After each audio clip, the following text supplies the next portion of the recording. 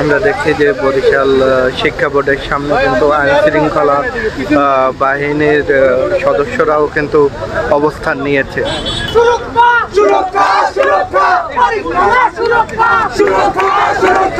ভাইয়া এটা জানতে চাচ্ছি যে কি কারণে এই অবস্থান কর্মসূচি?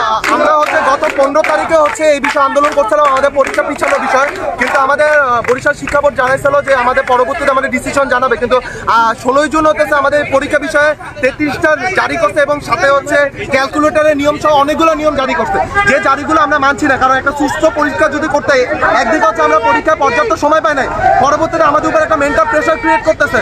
আমাদের এখন একটাই দাবি যে আমাদের পরীক্ষা পিছাইতে হবে এবং তারই পরিপ্রেক্ষিতে ঢাকা সেন্ট্রাল টিম সহ বরিশালে প্রায় 11টা বোর্ড এবং বাংলাদেশে 11টা বোর্ডই হচ্ছে এই দাবিতে নামছে।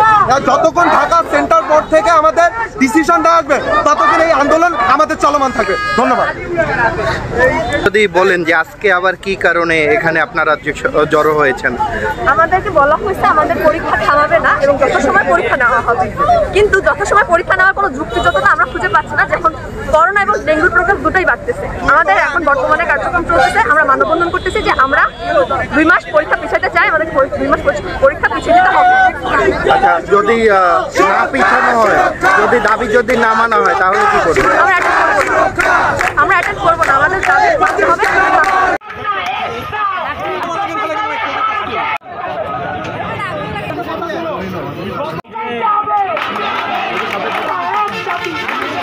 আমরা কি ভূমিকা নিয়েছি তোমরা জানতে চেয়েছো?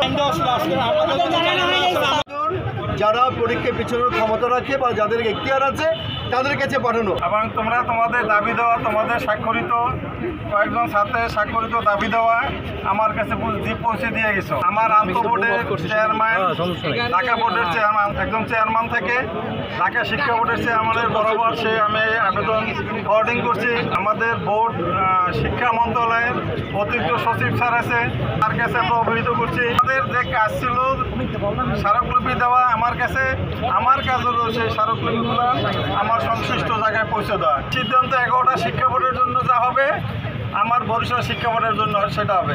নীতি নির্ধারণের সব দায়িত্ব হইল শিক্ষা মন্ত্রণালয়। তাই শিক্ষা মন্ত্রণালয় যদি কোনো নির্দেশনা পরবর্তী দেয় আমরা সেই অনুসারে কাজ করব। আর এইটাকে আপনাদের মনে হচ্ছে না যে এটা শাক দিয়ে মাছ রাখা হচ্ছে? 3 ফুট দূরে যদি হলের ভিতরে বসি স্যার, ওইটা কিন্তু আহামরি কিছু যায় না। হলের ভিতরে 3 ফুট দূর না স্যার, হলের ভিতরে যদি 6 ফুট দূরে বসায়, হলের ভিতরে যদি স্যানিটাইজার দিয়ে ঢোকায়, স্যানিটাইজার দিয়ে বেরো করে,